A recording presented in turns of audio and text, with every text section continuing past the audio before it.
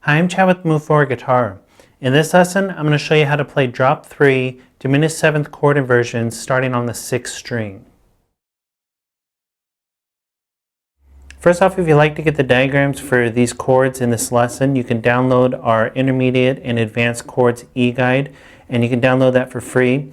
And like I said, it contains the chords that are in this lesson plus a whole bunch of other chords, so it'll be really useful to you. And as I'm filming this video right now, I'm still working on it, so it may not be out as you're watching this, but it'll be out soon, so watch for it if it's not out yet. And don't worry, you don't need that eGuide to follow along with this lesson because all the diagrams will be on the screen.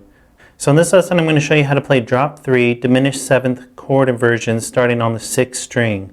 So the strings you'll be fretting will be the 6th string, the 4th string, the 3rd string, and the 2nd string. And in this lesson, I'm not going to give explanation about drop chords or theory about inversions or anything. I'll have other lessons for that. This lesson I want to keep really simple, show you these chord shapes so you can get them under your fingers and start using them right away. And like I said, I'll have other lessons that'll dive into the theory. And I'm going to play each one of these inversions up the fretboard, and as I do, the diagram will be on the screen of the inversion that I'm playing, and in the diagram it's going to show you the intervals of the chord, not the fingerings that I'm using, because if you're learning more advanced chords like this, you should be at a level where you're able to find the fingerings that work best for you. And different playing situations will determine the different fingerings that you use as well. Sometimes you'll finger a chord one way in one playing situation, then another playing situation it's better to finger it another way. So everyone's hands are different. The way I finger it might be different than what works best for you, and the playing situation is going to determine it a lot of times too. So that's why the diagrams are going to show you the intervals, not the fingerings that I'm using. And I'm going to play each one of these as a G diminished 7 chord. And I'm playing them as G just because I can start in root position and play up to 3rd inversion without having to double back.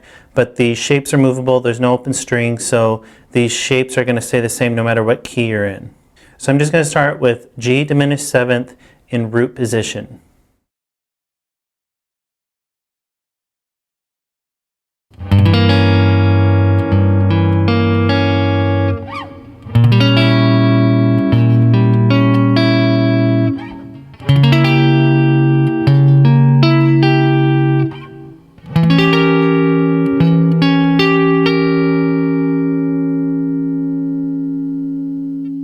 So those are drop 3 G diminished 7th chords starting on the 6th string.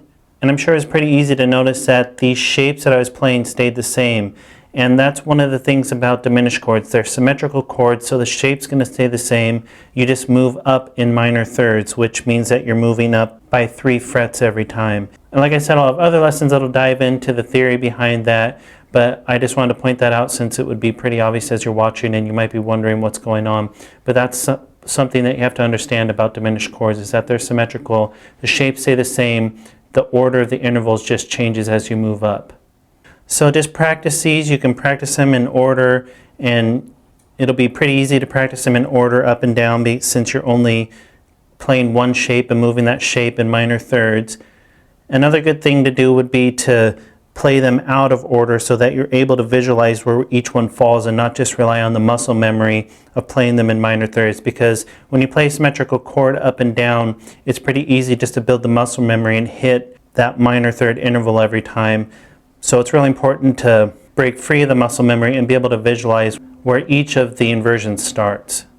And you'll find out something else unique about diminished chords as you move these to the other keys, and that's that there's less keys for symmetrical chords than there are for other chords like major key chords.